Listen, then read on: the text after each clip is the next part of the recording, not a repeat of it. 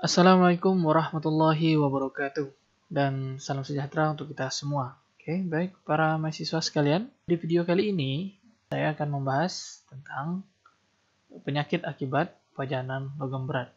Jadi ini kita akan bahas apa saja penyakit yang disebabkan oleh pajanan atau paparan dari logam berat.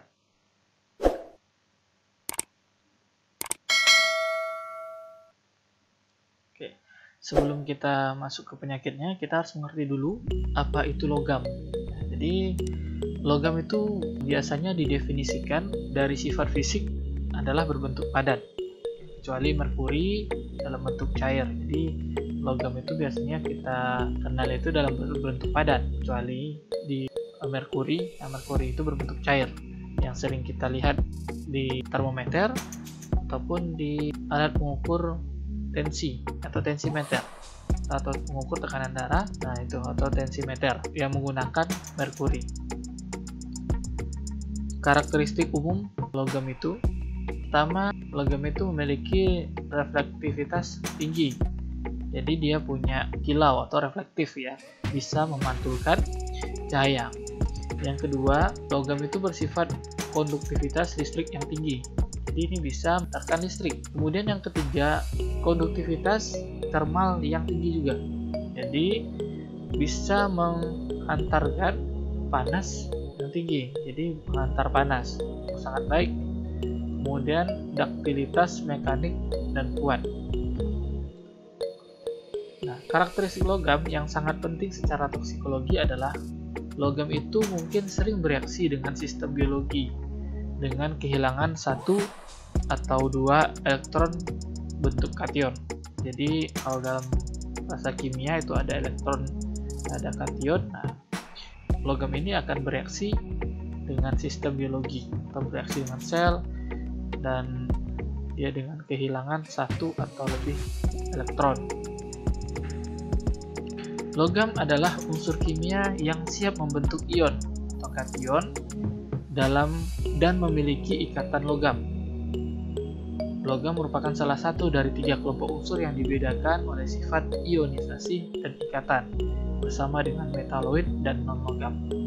Ini kalau pernah belajar kimia pasti tahu nih, pasti paham ya. Nah, ini pasti kita sudah tidak asing lagi dengan tabel periodik. Ada metal 80 unsur ya, dari 105 unsur.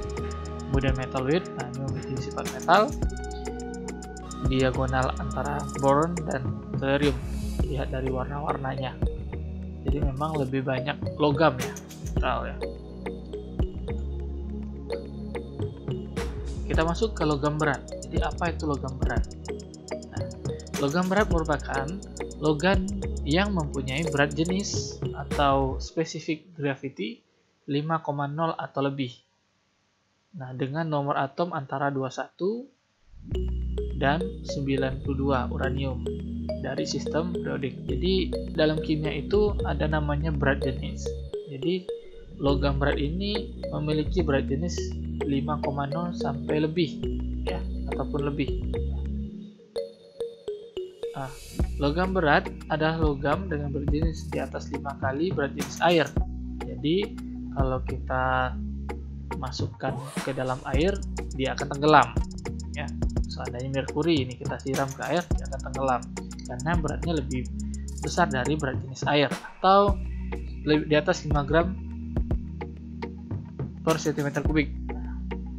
Ini berat jenis air pada suhu 4 derajat Celcius adalah 1 gram per cm kubik ya. Logam berat itu terdiri dari yang masuk dalam logam berat ini ada Pb ya, timbal ya, Hg, ini merkuri, nikel, kemudian mangan, krypton, kemudian kadmium, berilium, ada arsen dan aluminium. Nah, apa manfaat logam bagi manusia? Jadi belum diketahui manfaatnya bagi fisiologis manusia ya. Dia hanya membuat racun nih ya, racun toksik metal. Nah, esensial bagi proses biokimia manusia.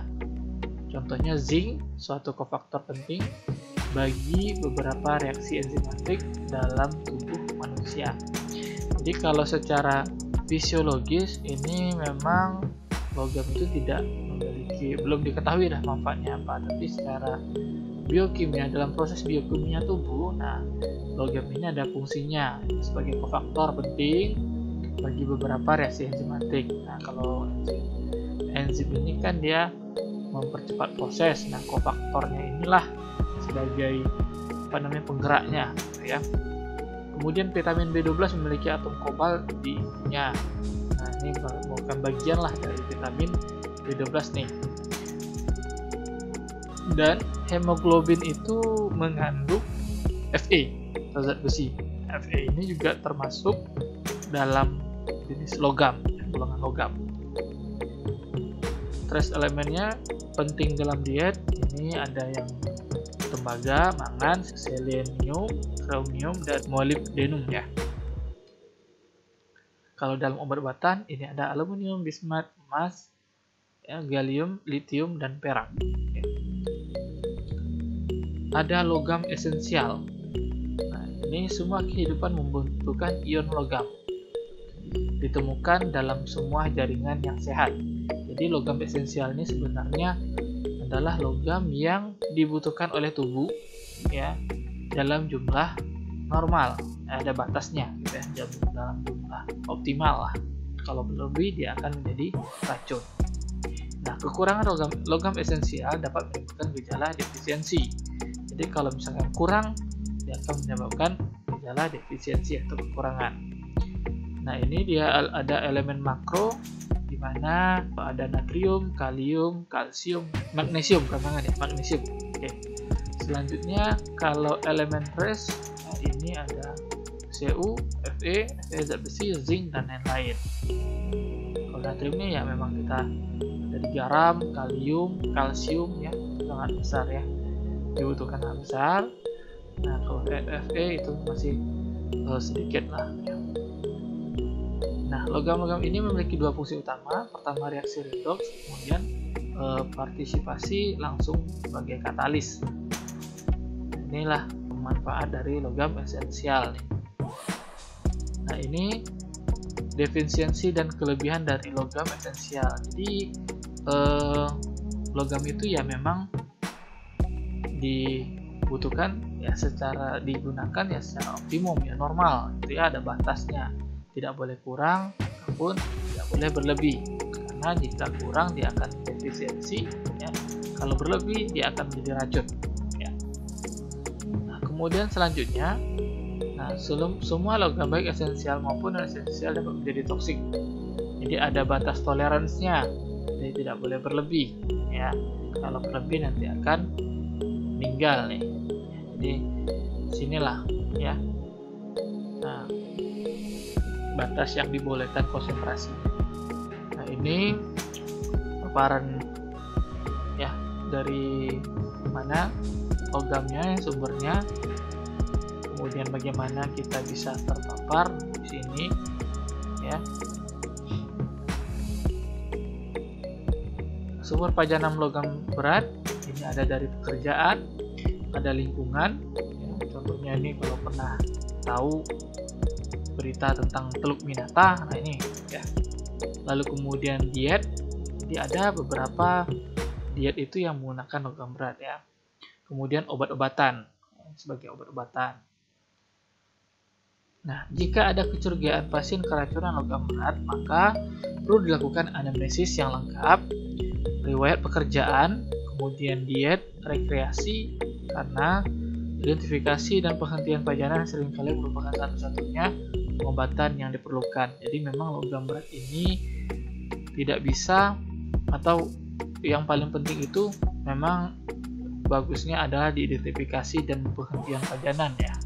Diberhentikan pajanan daripada harus pengobatan ya. Maksudnya dengan asupan obat ya. Jadi lebih bagus diidentifikasi dan dihentikan pajanannya. Jadi Jadi makanya kita harus perlu tahu nih pekerjaannya apa, kemudian ada nggak diet. Kenapa ada diet di situ ya?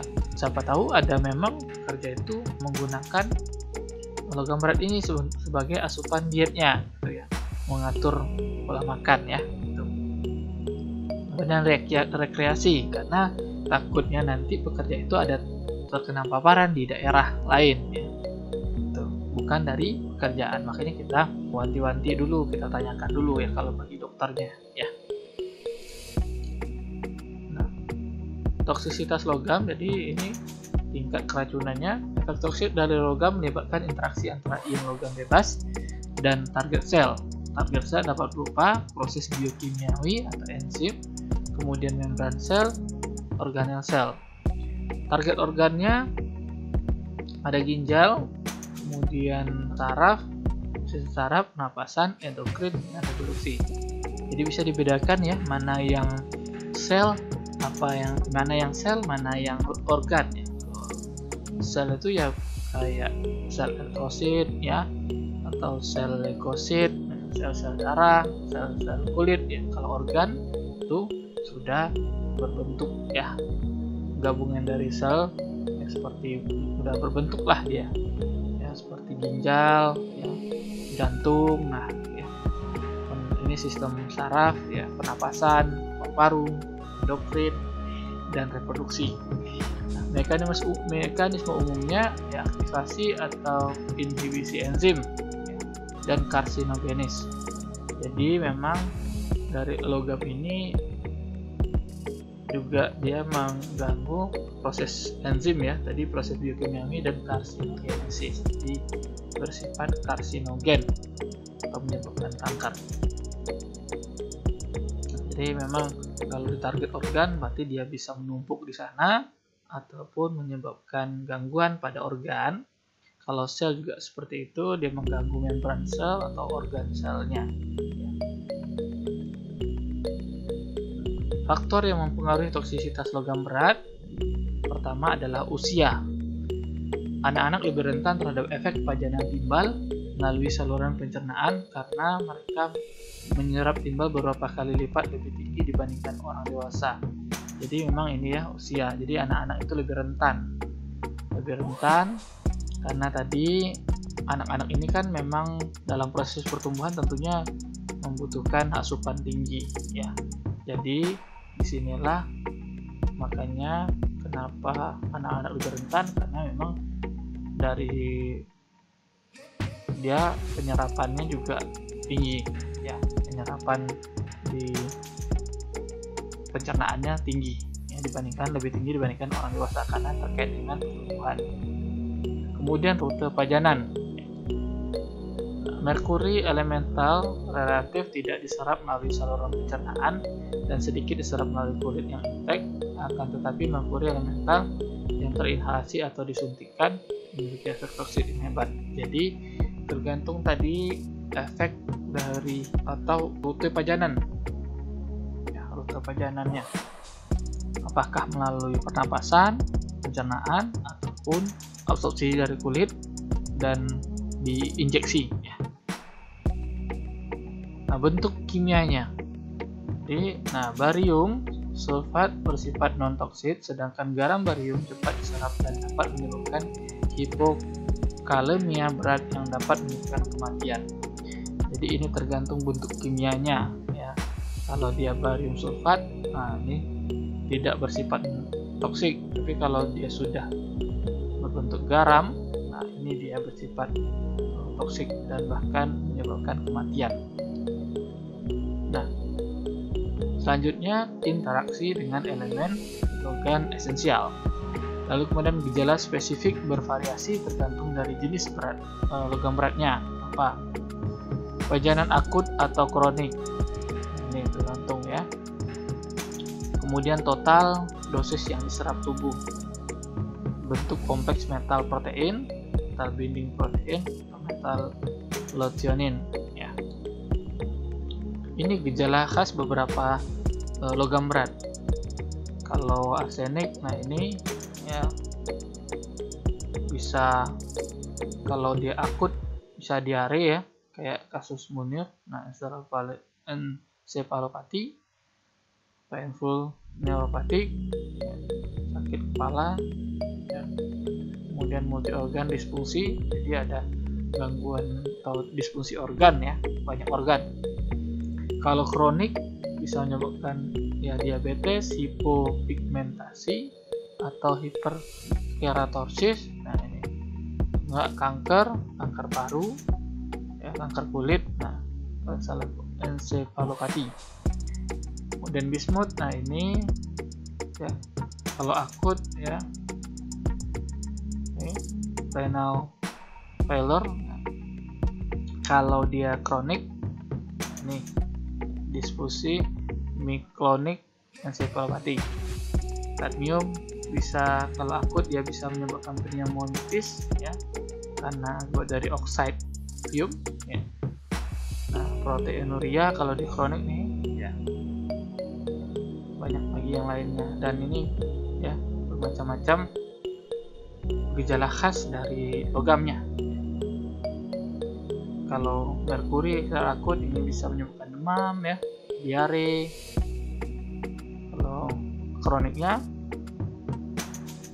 ya, kemudian nikel ya, ini dermatitis ya, dan banyak lagi. Nah, selanjutnya kita bahas tentang penyakit akibat logam berat, yang kita ambil satu contoh yang sering dijumpai ya, timbal atau TB atau timah hitam. Nah, ini jadi sifat fisik dan fisika dan kimianya dari timbal ini, dia bentuk padat halus, warna biru keabu-abuan, dan resistensi korosi. Terdapat bersama dengan Cu dan zinc ya, Zn. Dikonsentrasikan dengan proses blending, sintering, dan furnace reduction. Ini kalau misalkan mau mengambil timbalnya saja. Ada dua bentuk, ada organik dan anorganik. Nah, timbal anorganik merupakan pajanan utama. Ini yang paling sering ya. Berarti kalau organik ada dengan tumbuh-tumbuhan atau makhluk hidup ya. Kalau anorganik berarti ada di atau pertambangan atau di alam lah. Nah, ini industri dengan potensi pajanan timbal yang paling sering dijumpai lah. Ada di produksi ya, timbal ya, penambangan ya. Ini kemudian pembuatan amunisi atau bahan peledak, kemudian scrap metal ya, penghapusan cat ya, firing range, machining and or grinding lead ya, manufaktur radiasi. Nah ini jadi yang membuat APD untuk radiasi ya, seperti astronot, baju astronot, ataupun pekerja radiologi, karena bajunya itu atau apronnya itu mengandung timbal. Kemudian pembangunan atau produksi kapal ya, ataupun perbaikan bengkel kapal lah gitu ya. Kemudian ada lagi di baterai ya, ini perusahaan baterai atau daur ulang baterai, kemudian otomotif radiator ya, jadi ini bengkel radiator otomotif ya, mobil kah atau motor kah. Nih keramik ya, pembuatan keramik, pabrik pembuatan keramik, pembuatan kabel, wire strip. Nah ini kemudian pabrik karet, pabrik plastik, dan gelas, dan pabrik cat atau pigment, karena memang di pigment cat itu ada timbal. Kalau di konstruksi ini ya, di renovasi rumah karena tadi ada cat, kemudian proses pengelasan ini karena cat juga untuk memotong pemotongan metal, pengecatan cat atau pengecatan metal, kemudian scrubbing tadi, burning, ini juga ya terkait dengan cat, banyak nih cat. Kalau di luar pekerjaan, ini renovasi rumah sebelum tahun 1978. Kemudian pengelapasan cat, obat-obatan etnis atau obat-obatan tradisional. Ini pika atau barang-barang bukan makanan yang mengandung timah. Contohnya tanah atau keramik, plaster, serpihan cat. Ini peluru atau pecahan timah hitam yang dipres. Solder dalam bingkai, ya, ini juga udah lama ya, ini yang dulu-dulu lah, yang zaman dahulu lah. Kaleng, ya, solder timah, permen yang terkontaminasi timbal, daur ulang barang bekas, ini cairan keras nih, ya. Kemudian piring timah antik, mug, perkakas, dan mainan.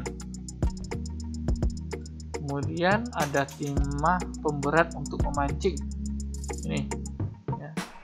Biasanya kalau saya dulu waktu kecil untuk mancing ini dari ki bekas ya, atau baterai bekas, baterai motor ya. Nah, itu ada timahnya, nah itu diambil ya, dibuat peluru ataupun mainan. Kemudian siren vinil ya. Lalu kemudian di lapangan tembak ini karena tadi ada peluru. Kemudian suplai air minum yang terkontaminasi timbal. Ini apakah dari pipanya kah atau memang dari sumber airnya. Lalu penggunaan timbal kaca untuk keramik, ini pengecatan atau pengoplasan mobil, kapal, dan sepeda. Ini terkait dengan cat-cat tadi. Impor kuningan atau perunggu, seret, peralatan masak, peralatan makanan atau masakan berlapis timbal ini. Lalu peralatan makanan kristal, peralatan makan kristal yang menggunakan atau mengandung timbal. Lahan bekas penambangan ya. Berarti ini kalau ada lahan bekas penambangan timah ya, itu juga pastilah tuh ada pencemaran timbal di situ. Produk kecantikan seperti kohel, riasan mata, warna rambut tertentu. Ini kayak yang bikin hitam-hitam itu di mata. Nah, hati-hati. Kemudian daerah dengan pajanan timbal di Indonesia ini ya banyak. Ada ternyata di Dumai, di mana lagi? Kuning, Semarang, Surabaya. Nah, sebelah kanan Medan, Dumai, Selat Melaka, Pantai Ancol, Teluk Jakarta, Semarang, dan Surabaya. Ini kalau di dunia ya. Afghanistan, Algeria, Bosnia, Irak, Rajasthan, Korea Utara, Macedonia, Maroko, Palestina, Serbia. Ini tahun 2007, Februari 2007. Nah, bagaimana gejala keracunannya dari timah hitam atau timbal ini? Kalau dia dari keracunannya ini ada kelelahan, sakit kepala, irritability, ya, kemudian penurunan berat badan dan gangguan reproduksi biasanya. Kemudian ada lagi memory problem atau gangguan ingatan, kemudian gangguan ginjal, ya. Jadi kalau secara akutnya atau cepatnya dia akan kelelahan, tapi kalau setelah ini akan mengganggu di ingatan, memori, dan ginjal. Ini yang harus kalau ditemukan di dalam darah karena paparan dari timbal tadi, di bawah 5 mikrogram per desiliter tidak perlu ada tindakan, tapi kalau ada 5 sampai 9 bisa kita diskusikan terkait dengan risiko kesehatan dan penyerapan untuk atau gangguan dari kandungan atau reproduksi. Nah, toksisitasnya target utamanya adalah hematopoietik dan sistem saraf. Contoh klasik ini PB menginhibisi sintesis darah, jadi mengganggu pembentukan sel darah. Polyburden ini dalam tulang 95%, dalam darah 2%. Jadi memang timbal ini berbahaya, mengganggu proses pembentukan darah karena dari tulang paling banyak. Selain osteoporosis juga bisa menyebabkan gangguan pembentukan darah, jadinya orang ini anemia ya. Timbal melewati blood-brain dan placenta barrier, jadi ini juga bisa mengganggu janin ya. Nah ini ya, jadi hasilnya bisa menyebabkan penurunan IQ ya, gangguan saat belajar ya. Nah ini efek pada janin. Jadi bagaimana pencegahannya terkait keracunan timbal ini ya? Kalau dari engineering control, jadi diganti deh ya, substitution diganti dengan material yang rendah ya, atau mengandung bahaya yang rendah ya, diganti. Kalaupun tidak bisa diisolasi dari kontaminan struktur, jadi kayak kalau misalkan dia seperti debu, nah itu harus diisolasi. Kemudian ventilasi via local exhaust system, yakni diventilasi. Kemudian PPE-nya ya, pekerja diberikan respirator ya, alat respirator, masker yang ada saringannya itu ya, karena memang ini banyak dijumpai atau masuknya melalui saluran pernapasan. Kemudian dari cara kerja atau pekerjanya ya, skipping, kebersihan dari tempat kerja ini juga harus dilakukan ya, untuk menghilangkan debu atau penumpukan debu timah ini. Kemudian personal hygiene sudah dilakukan, jadi memang sebelum pulang ke rumah pekerja itu harus mandi dulu. Kemudian lakukanlah inspeksi atau maintenance secara periodik. Itu tadi yang timbal. Kemudian lanjut ke kadmium. Nah, apa ini kadmium? Jadi kadmium adalah logam berat yang dihasilkan dari proses pemurnian biji zinc. Jadi sampingannya lah gitu ya. Nah, ini adalah bentuk produknya. Jadi memang kadmium ini banyak dijumpai pada baterai. Nah, memang salah satu bahan utama sih di baterai. Penggunaannya ini sebagai elektroda pada baterai, lalu kemudian sebagai pigmen, rentang warna dari kuning sampai merah ruby, tergantung pada rasio kadmium sulfat dan selenium. Berarti dia ini sebagai pembentuk warna pada cat nih ya, yang warna kuning sampai merah. Nah, ini menggunakan kadmium. Sebagai pelapis besi, baja, kuningan, dan aluminium untuk memberikan efek tahan karat lengkungan kapal biasanya ya, dan basah. Nah ini pelapis kayak chrome ya. Nah itu jadi untuk menghindari efek karat ya, atau korosi. Ini jadi paling sering itu memang digunakan di baterai, dan 86% di baterai, 9% di pigment cat atau warna cat, dan 4% di coating dan 1% di alloy solar cell ya, stabilizer atau di pipa besi. Nah, pigmen kadmium memiliki stabilitas yang sangat baik pada suhu tinggi sehingga banyak diaplikasikan pada benda-benda yang memerlukan pemrosesan dengan suhu tinggi atau digunakan pada suhu tinggi. Kayak nih keramik ya, yang dibakar, sudah dicat dibakar lagi ditahan ya.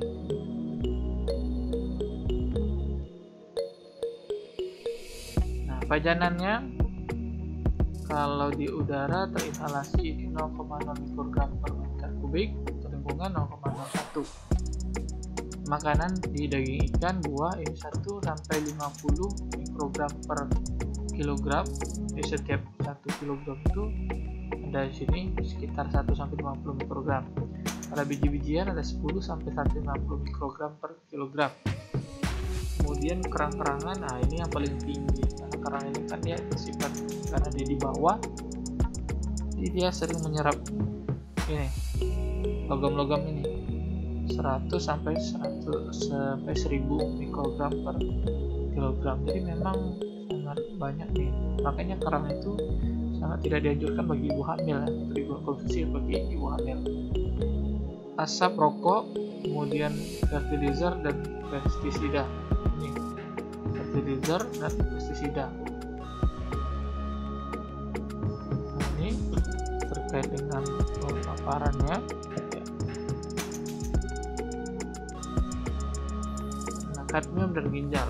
Jadi kadmium ini erat kaitannya dengan ginjal ya, penyakit ginjal. Tanda awal lesi ginjal akibat kadmium adalah proteinuria tubular yang ditandai oleh adanya peningkatan. Jadi jika diperiksa laboratorium, urinnya itu ada mengandung protein atau dijumpai protein. Nah, ekspresi protein berat baku rendah di urin ini ya. Nah, ekspresi enzim ini. Jadi memang tanda-tandanya ya, gejalanya ya proteinuria tubular. Jika pajanan terhadap kadmium terus berlanjut, maka disfungsi tubular akan menjadi progresif dan menjadi kerusakan glomerulus yang ditandai dengan penurunan laju filtrasi glomerulus. Jadi ini adanya di ginjal ya. Jadi ada terjadi kerusakan glomerulus sehingga akan mengganggu proses penyaringan lah di ginjal. Berarti nanti akan menyebabkan gagal ginjal. Gangguan pada metabolisme kalsium dan tulang ya. Ini jadinya akan menyebabkan batu ginjal, lalu kemudian osteoporosis dan osteomalacia. Jadi ini ada itai disease atau penyakit ita ini dari Jepang ya. Sedikit sakit nih di sendi-sendinya, di tulangnya lah. Nah, itu tadi kadmium. Kemudian ada merkuri. Ini biasanya kita bilang air raksa atau merkuri atau hidragirum. Ya, adalah unsur kimia pada tabel periodik dengan simbol Hg dengan nomor atom 80. Unsur golongan logam transisi ini berwarna keperakan, berbentuk cair. Jadi merkuri ini berbentuk cair dalam suhu kamar serta mudah menguap. Maka digunakan untuk termometer. Raksa banyak digunakan sebagai bahan amalgam gigi, termometer, barometer, dan peralatan ilmiah lainnya. Tensimeter juga ada. Ya. Unsur ini diperoleh terutama melalui proses reduksi dari mineral cinnabar. Densitasnya yang tinggi menyebabkan benda-benda seperti bola biliar menjadi terapung jika diletakkan di dalam cairan raksa hanya dengan 20% volumenya terendam. Sumber pajanannya ada di penambangan emas skala kecil. Nah, seperti ini. Kalau di Riau ada dulu di Taluk ya, penambangan emas ya, liar. Ini. Nah, sumber pajanan lainnya ya ada di baterai ya. Kalau di organiknya ini Kalau elemennya ya, baterai, barometer, kalibrasi instrumen, kalibrasi keramik, coral kali, production, dental, gigi, ini pembuatan gigi, electroplating, ya, kemudian fluorescence light, warna lampu, gold dan silver ekstraksi, jadi ini untuk mengekstrak emas dan perak, penambangan, pengecatan, kemudian ada paper pulp. Nah, ini pembuatan kertas. Lalu kemudian ada fotografi, ini terkait dengan pencucian, kemudian termometer dan traditional remedies. Kalau yang organiknya acetaldehyde production, kosmetik yang mengandung merkuri, desinfektan, kemudian explosive, bahan peledak, food processing, kemudian obat-obat herbal, hati, ya, ini merkuri pada asap lampu, ya, cat, sekali lagi cat, tool fixative, dan banyak lagi. Kalau organik sebagai bakteri, ya, menghapus atau mematikan bakteri, namanya desinfektan. Embalming di perkebunan, ya, kemudian sebagai pembunuh jamur, ya, fungicide, insecticide atau insektisida, pabrik insektisida, kemudian pabrik kertas, seafood yang tercemar, ya, seperti kerang tadi, banyak lagi, ya. Ini konsentrasi merkuri ini di Sangla Bali contohnya, jadi di penyimpanan sementara. Nah, ini banyak di workshop dan ruang kalibrasi. Nah, ini banyak, ya. Kemudian UGD 1-2 nggak masuk juga ruang ronsen. Kalau ronsen ada nih kanan, ruang ronsen nggak ada, ya, ruang ronsen timbal. Oke, tata nama merkuri. Di alam merkuri itu Hg ditemukan dalam bentuk unsur merkuri Hg0 atau elemen logam merkuri. Kemudian ada merkuri monovalen Hg1+ dan bivalen Hg2+. Hg0 dapat teroksidasi menjadi Hg1+ dan Hg2+ membentuk senyawa dengan berbagai donor elektron. Merkuri yang terkait dengan atom karbon disebut dengan merkuri organik. Nah, kalau dia terikat dengan atom karbon disebut organik. Ini metil merkuri atau etil merkuri. Nah, merkuri organik selalunya Hg2+. Merkuri yang tidak terikat dengan atom karbon disebut dengan merkuri inorganik. Bagaimana jalan masuknya? Karena dia sifat fisik dari merkuri ini, dia cair, ya, jadi menentukan rute pajanan. Pajanan saluran pencernaan mengeluarkan senyawa yang dapat dilarutkan baik dalam air maupun dalam lemak. Pajanan melalui inhalasi mengeluarkan senyawa yang mudah menguap. Kalau dia bergabung dengan tadi alkohol, menguap tadi akan terhirup, ya. Tapi kalau dia masuk kalau di pencernaan dia harus bergabung dengan senyawa yang larut dalam air dan larut ataupun dalam lemak. Kemudian kalau dalam kulit dia mengeluarkan senyawa yang larut dalam lemak, karena nanti zat tersebut bisa melarutkan barrier dari kulit kita.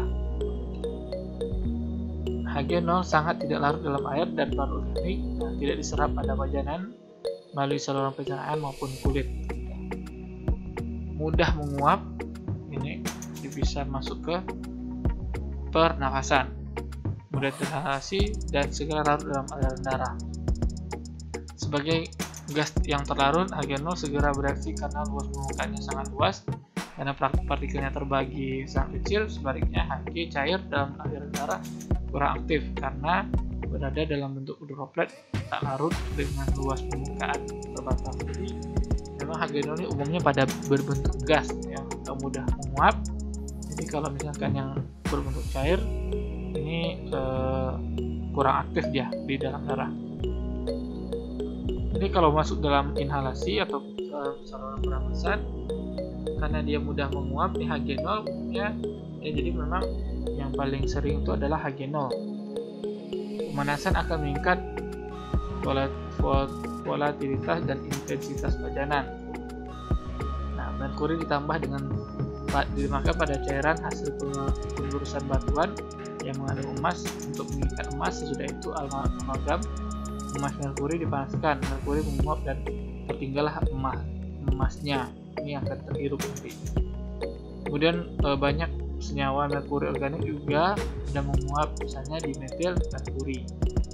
Jadi yang sering inhalasi itu yang merkuri organik ya, atau Hg0. Kalau di saluran pencernaan ini ada merkuri 2 klorid ya, nah larut dalam air dan larut organik. Nah, jadi dia ini akan racun apabila tertelan atau termakan. Hg0 dan merkuri 1 klorid, nah ini Hg2Cl2 tidak larut dalam air dan lemak, jadi toksisitasnya pun rendah jika termakan atau tertelan. Nah, merkuri chloride dulu digunakan sebagai pencahar dan obat cacing, tapi sekarang sudah tidak lagi ya. Kalau melalui kulit, nah senyawa merkuri yang larut dalam lemak, terutama jika kontak lama dengan dosis tinggi dan cepat terserap melalui kulit. Nah, ini yang membahayakan sekali bagi penambang emas ilegal karena dia akan terpapar dengan senyawa merkuri ini. Hg0 dalam jumlah terbatas dapat terserap melalui kulit yang intek, tetapi pelepasannya ke dalam sirkulasi lambat dan tidak bermakna. Jadi dia memang sudah terserap, namun di sirkulasi darah dia tidak terlalu bermakna. Reagen di metil merkuri dapat segera terserap melalui kulit bahkan jika menggunakan sarung tangan latex. Jadi ini tidak ya walaupun kita pakai sarung tangan latex berbentuk karet ini nggak tetap aja gitu, tidak ada gunanya pakai sarung tangan ya, atau sarung tangan latex. Makanya kalau untuk mengolah ini harus menggunakan sarung tangan khusus. Krim kecantikan ini mengandung merkuri chloride HgCl yang penyerapannya melalui kulit melalui proses terdekomposisi menjadi Hg0 nih ya, sebagai pemutih dapat terserap melalui kulit. Nah, ini bahayanya ya, menyebabkan kanker. Nah, ada lagi suntikan. Nah, pigmen merah pada tato mungkin berasal dari merkuri sulfide yang senyawa yang tidak larut dalam air. Jadi di pigmen atau di warna tato itu ya, itu kemungkinan ada mengandung merkuri. Sejumlah orang dengan tato ini dapat mengalami peradangan lokal pada tempat disposisi pigmen di saat dimasukkan tato tadi ya, tato itu. Nah, biasanya dalam kurun waktu 6 bulan setelah tato. Reaksi bilang ini karena proses alergi. Makanya habis buat tato itu kan ada merah-merah, kadang mendatar 6 bulan nanti nah ya akan merah-merah lagi. Nah, merkuri sulfide ini tidak mengakibatkan peningkatan kadar merkuri dalam darah ataupun urin ya, bagaimana gangguan kesehatannya secara efek akutnya ini ya, flu seperti sindrom ya, terjadi setelah terinhalasi uap Hg0 dosis tinggi. Jadi seperti flu ya. Nah, kemudian dia flu seperti biasa lah, orang flu biasa, tapi ini bukan karena virus tapi karena memang terhirup dari inhalasi Hg0. Gejala timbul dalam beberapa jam, dia lemah, nyeri otot, menggigil, demam, mual, muntah, diare, sesak napas, dan batuk dan nyeri dada. Berarti emang kayak flu betul gitu ya. Kita sakit flu, kemudian tapi ini ada meriang, nyeri otot, dan ada nyeri dada. Nah, toksisitas pada paru ini bisa menyebabkan pneumonia interstitial, gangguan fungsi pernapasan parah, dan bisa menyebabkan kematian. Jika tidak fatal, menyebabkan gejala sisa fibrosis interstisial. Jadi memang kalau sudah terpapar atau terhirup, nah ini hirup Hg0 sangat berbahaya ya terhadap paru-paru. Gangguan kronik, efek kroniknya efek neurologis yang paling sering pada pajanan kronik.